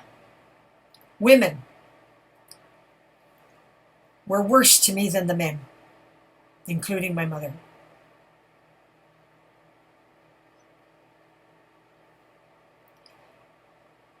Same prejudice. Seeing me with a black man.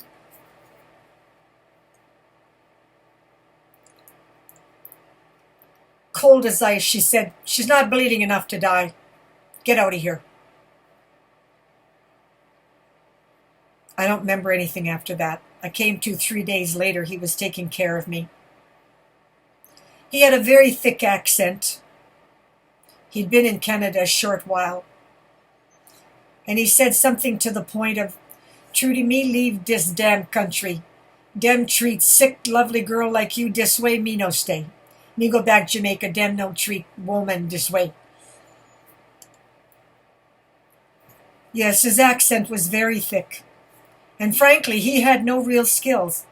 I thought he would have a hard time in Toronto. And I do remember saying to him that we were terribly prejudiced. And I didn't think it was a good idea for him to stay in Toronto.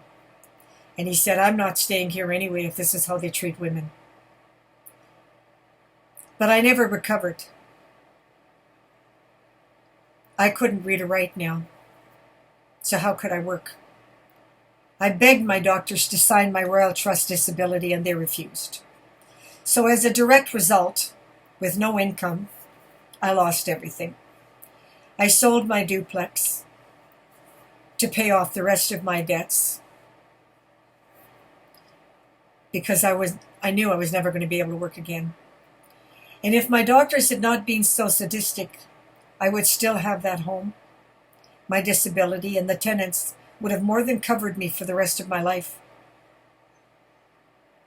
And they had a good deal with me because I always gave them at least $100 a month or more cheaper because they were helping to take care of me. But instead I wound up on the homeless on the streets and drowning in despair. That's when I tried to kill myself. My life was just not worth living. And by March 1984, I was dying a slow and painful death and had nothing to live for. I was passing out after eating so common that people just put me to bed. I always woke up sick and migraines and nauseas, and I had stomach convulsions on and off since I was 6 years old. Coffee several times a day, up to 30 cups of coffee, is all I could tolerate. And it's no cure, but it's what got me to my feet. And that's how I survived all those years, working for 23 years. And I wound up with nothing. And it's not the first time I would wind up with nothing. I never ate anything all day until late at night because that would be when I could tolerate food at the most. Otherwise, I lived with starving. And no doctor ever helped me. I don't know if they were just as ignorant as I was or what. I didn't know what was going on. I do know that Dr. Wallfish apologized and he felt really bad about what Dr. Keltz did to me. But it was over. My life was over.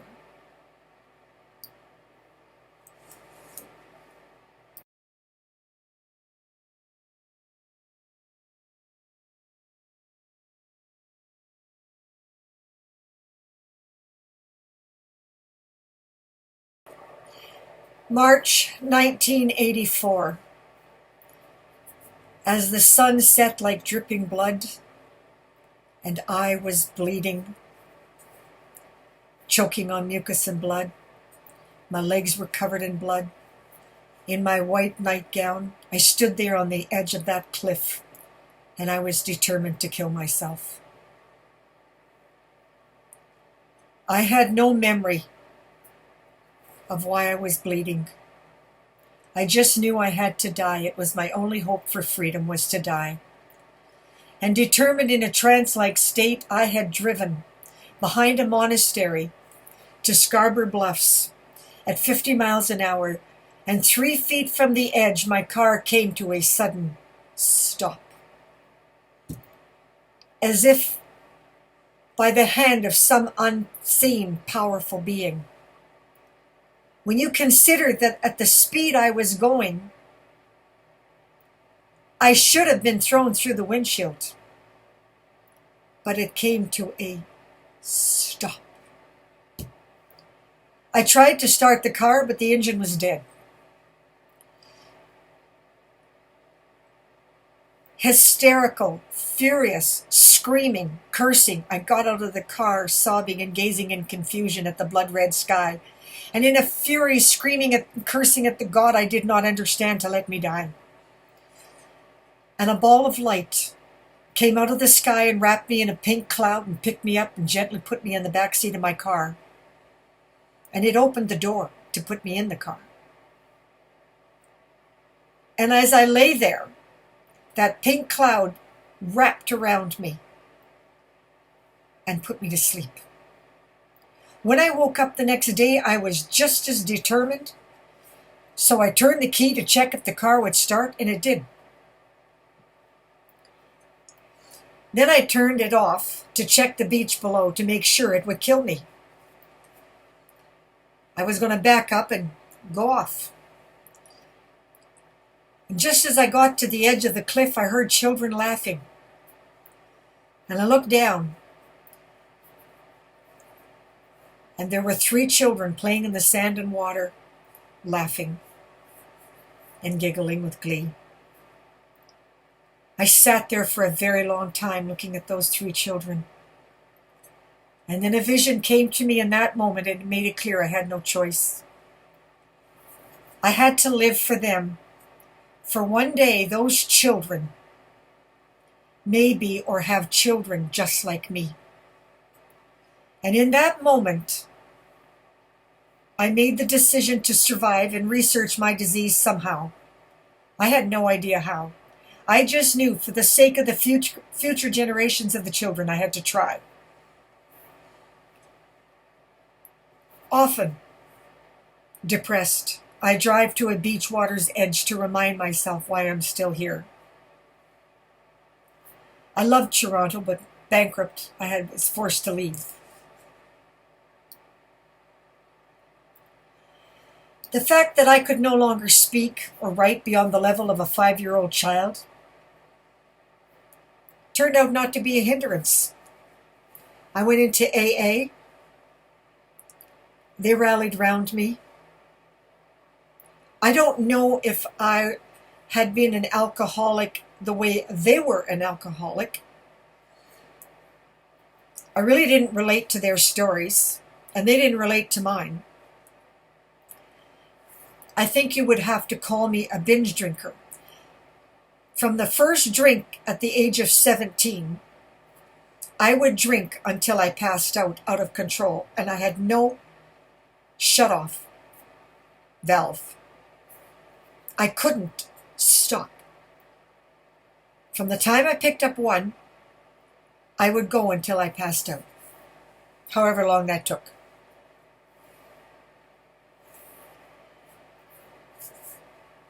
Today I know what that means. And I'll talk about it later. But this is March 1984, and I had nowhere to live. But I still had the cabin on my parents' property at 45 Ainslie Street in Wasaga Beach, Ontario. So I loaded up my car with the few clothes I had left, and I had given all my furniture to the Salvation Army.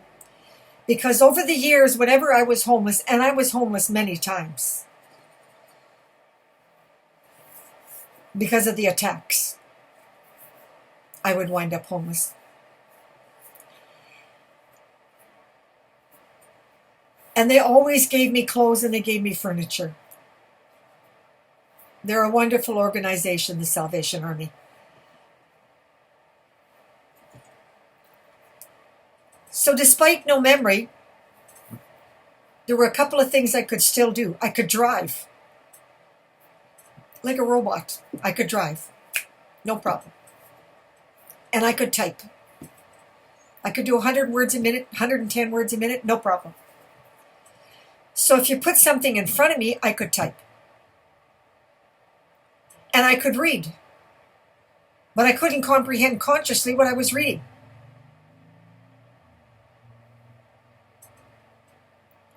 So a very strange thing happened. A guy in AA, he kind of recognized that a part of my brain was still brilliant. I guess that's that hypnogenetic imagery analysis. He found if he gave me something to read and then asked me a question, the answer would come out in pictures and I would see what I had read. But that didn't mean I was functional, because I was not. Communication was very painful. My speech was extremely impaired. I stuttered and stammered and me this, me that, little words like a child, a very small child. I couldn't make a full sentence. And I couldn't write at all.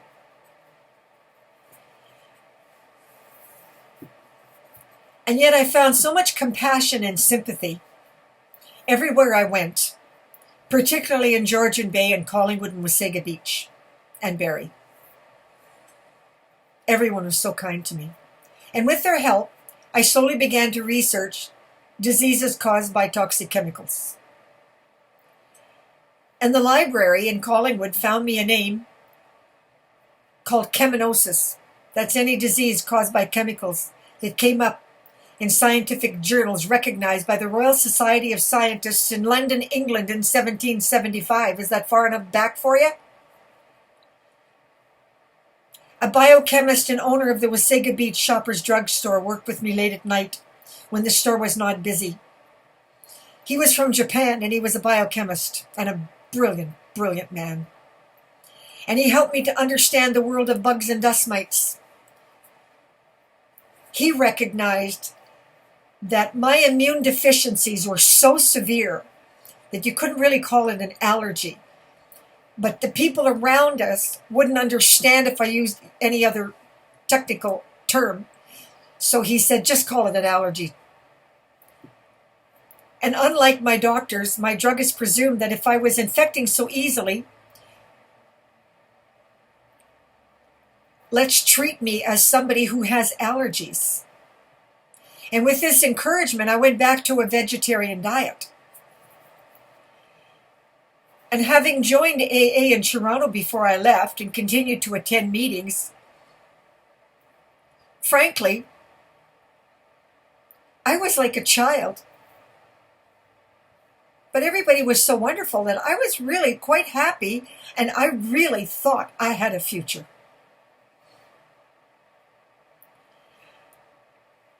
Yes, they really cared about me. Even a man in the military started to help me. And I didn't relate to any of their stories. They started drinking because they were shy. They wanted to be able to dance and have a good time. Are you kidding me? You could stick me in front of a room of 5,000 people and I would sing and dance and I would tell you a story and I would just carry on like nothing. I didn't have a shy bone in my body. And I sure as hell didn't drink to get drunk. Are you kidding me? I love to ski. I love to climb the hills and rocks. I wanted to dance. Why would I want to be drunk? So yeah, we didn't have anything in common. There weren't many like me around at the time. Pretty common today, but not back then.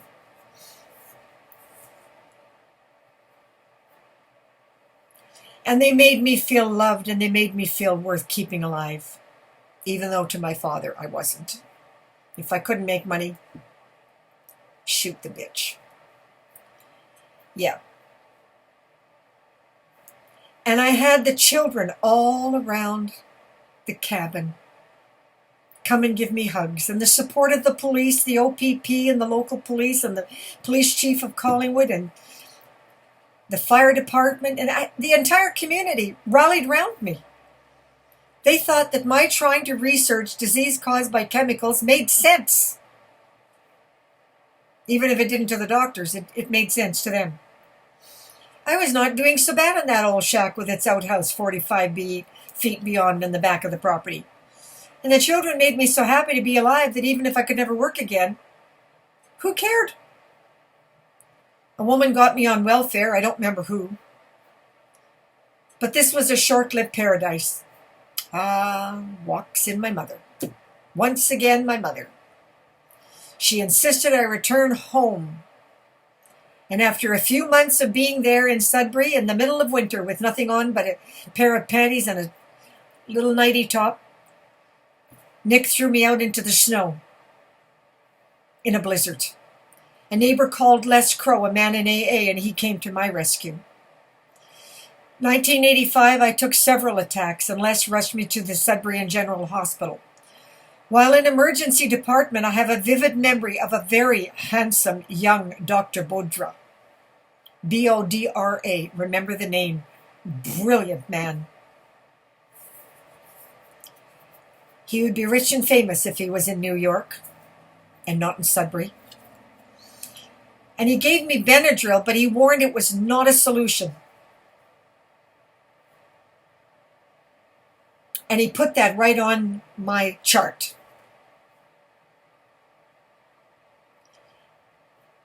He said I can only use it temporarily. And he said, you're chemically hypersensitive, and drugs will not cure me, and I will become very quickly addicted to them, and it's very dangerous. So I could not take it on a regular basis. He said, you have to find out what's causing your attacks, and you have to avoid them. Well, I looked up at this man in complete dazed confusion and amazement. And I remember saying something to the effect, how come you know all that? I've been to top specialists from Toronto to Vancouver and back. How do you know that? He said, I read a lot of American journals. Well, that should tell you something. Yeah. 1964. That information was known to the Americans, scientists. 1985. Not in Canada. At the time, consciously, it didn't quite sink in. But I think that subconsciously, even though my brain was in too deep a fog to really comprehend much, I believe he planted a seed into me that I should try researching American journals. And I would have. But I didn't get the chance. April 1986, celebrating 1 year sober.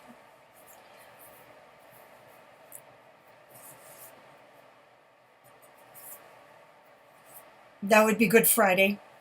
I took a paralyzing attack at an AA meeting with Tom Murphy, who was helping me and taking care of me.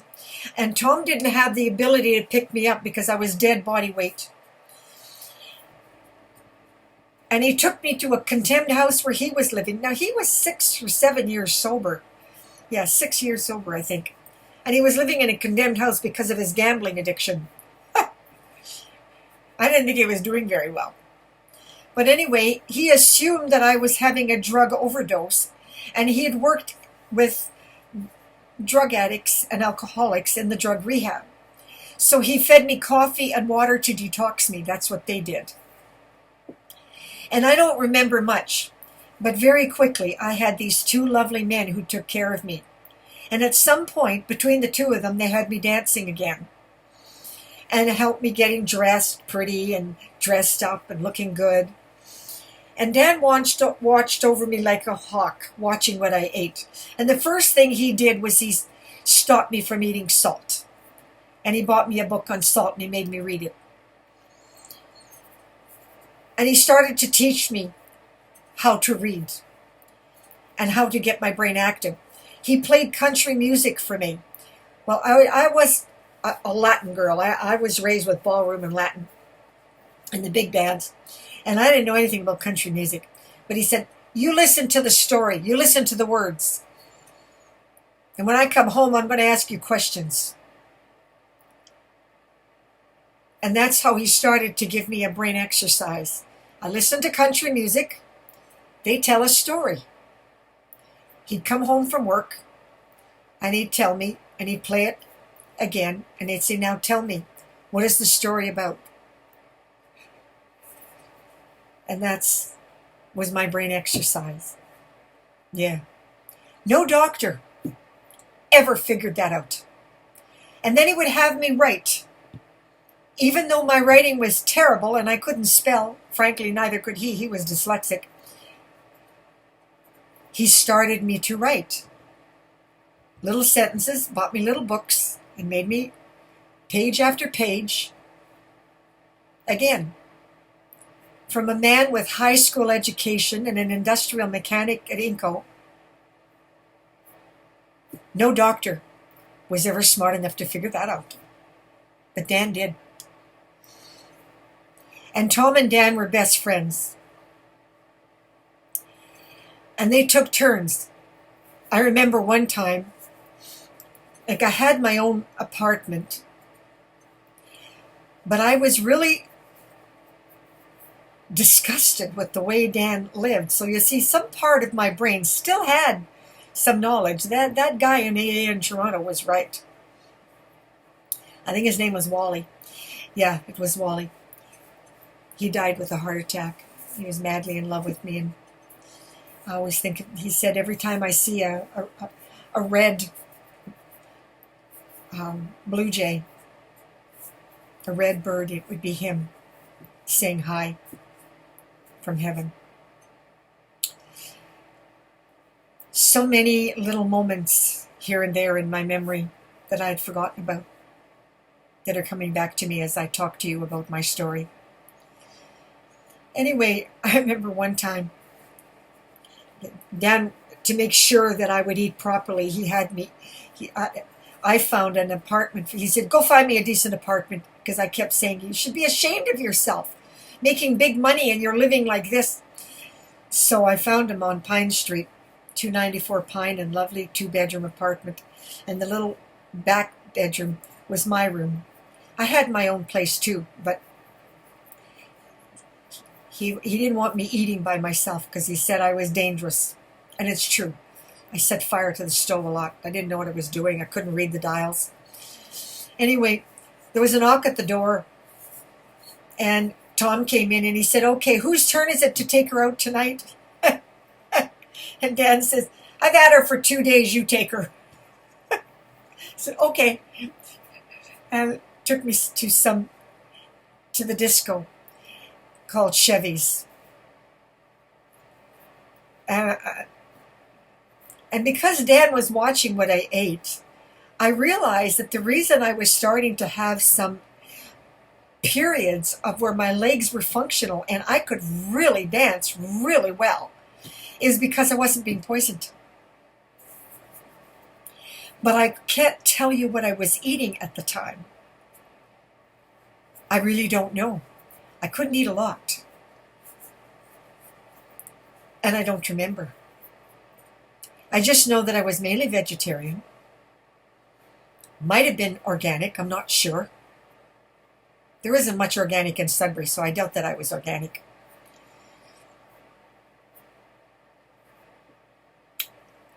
I think I was eating a lot of eggs. Dan liked eggs, so I was probably eating eggs and broccoli and onions.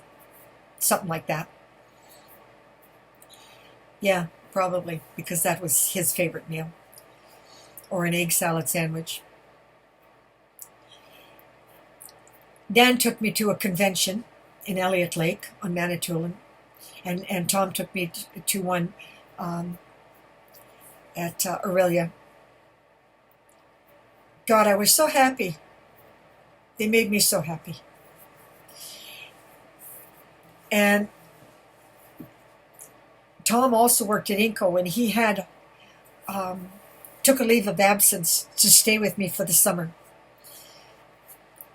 He'd had a mild heart attack, and so he said, why not just take a leave of absence and spend the summer with me? So we went to the cottage. God, we had a wonderful time. We swam in the water, and he wouldn't let me get my head wet, so I had a little tube. Dan bought me books to research my disease, which frankly were not very helpful because they were too complicated,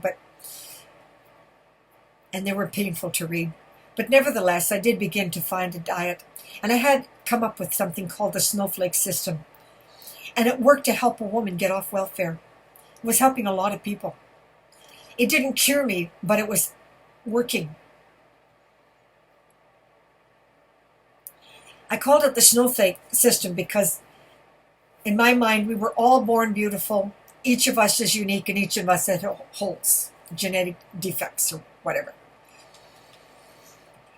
And the system was strictly designed for allergies. And I had received some really interesting information from Mrs. Rodale, who was the founder of Prevention Magazine. And she sent me information on dust mites. And the thing about allergies that she taught me was that you could not lay down. Pace, walk up and down, keep moving, keep moving, keep moving, and it would bring the allergy attack down. It helps to trigger adrenaline, which is, of course, why coffee was working also, because it helps to trigger adrenaline. Now, this one woman got so well, she went to university and became an engineer. And then I never heard from her again. Yeah, I helped a lot of people that just kind of got well and boom, gone, disappeared. And that was the end of that. They didn't seem to consider the bigger picture. That maybe, not that they owed me something, but they owed people who were being poisoned like them something to help me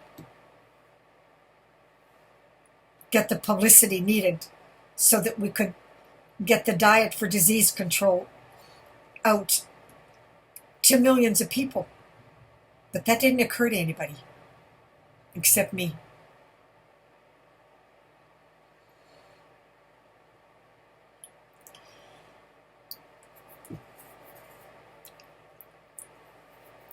Tom and Dan really wanted me to have a doctor. They didn't like the idea that I didn't have a legal diagnosis, and so I was on basic welfare. I couldn't get disability. So Tom drove me to Sunnybrook Hospital, and I saw a specialist. And you know, meeting this man sticks in my memory like it happened 10 minutes ago. Because what he did to me was so callous and cruel that I will forever remember what he did. Casually, you have metabolic breakdown. And sent me out of the office with a remark like that and nothing else. Well, what the hell did that mean? I'd like to know. Tom was so furious, he cursed up and down the parking lot. I was sure that he was going to take another heart attack. So I calmed him down, and I suggested we go dancing before we go back to the cabin at Wasaga Beach. I took him to a gay bar in Toronto because gays were all my friends. I didn't see anything wrong with that. I'd been hanging out with people in every culture all my life. At first he was shocked and nervous and shy because Tom was very shy. And then he settled down and we had a great night. And he couldn't get over it, how wonderful everybody was. And when we went back to Sudbury, Dan was also furious by that doctor was so friggin' callous. So he insisted I had to keep researching. And he kept me at it. And he kept encouraging me to research. And he bought me books. My God, he bought me books. Books on books on books. And before I had an opportunity to really go any further, I was going to go into the library and see what I could find in American research. But a welfare person said I had to have a doctor. And she said, I either go to Dr. Lynch or I'll be cut off welfare. And when I went to Dr. Lynch, he demanded that I go on Benadryl daily. And he put me on 250 milligrams of Benadryl daily. And I don't have to tell you, it didn't take long. Then I went into anaphylactic shock.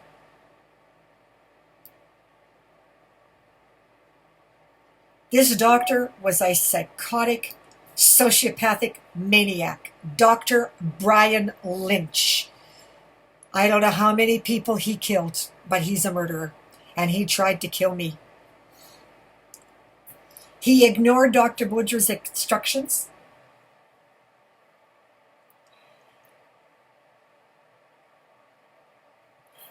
When I went anaphylactic and I was choking, Tom, who was trained in the mines for emergency care, he managed to massage my throat and keep me breathing. He made me coffee and he had me drink it slowly so that I could get some down. And he called my mother and she called Dr. Lynch and he said to my mother he had an environmentally controlled room for me. Tom was very nervous about it. He said he was really angry at my mother that she was still listening to the same man who drugged me, but she didn't listen. Stubborn as hell. She took me to the hospital, she wheeled me there and parked me in the lobby and took off and abandoned me. And she left me there to suffer alone. And Dr. Keene, I don't think he was as bad as Dr. Lynch, but he followed Lynch's instructions and he ignored everything that was on my chart. They should have contacted Dr. Boudreaux and they didn't. And they wheeled me into a room knowing that the minute they took me off my water and cold turkeyed me off Benadryl, I would go into shock and I would die of a heart attack. Yes. And there would be nothing to prove on the coroner's report that they had murdered me. And that is the truth. October 1986, Sudbury Hospital. Dr. Lynch, that bastard, tried to murder me. He knew he made a mistake when he gave me the Benadryl. Insisted on it. Threatened to cut me off if I didn't take it. Yeah, that's how I was treated. Welcome to my world. And nothing's changed. It's the same today as it was then.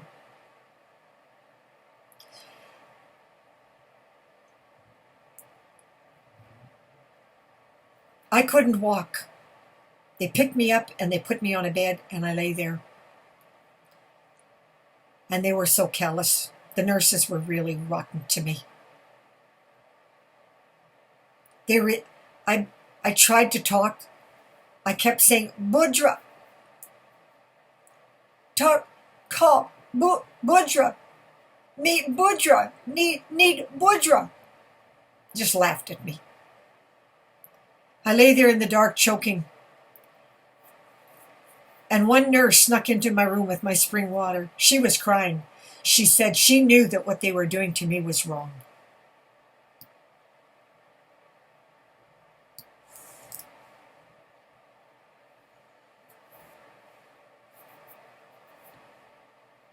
I'm going to leave it there for now.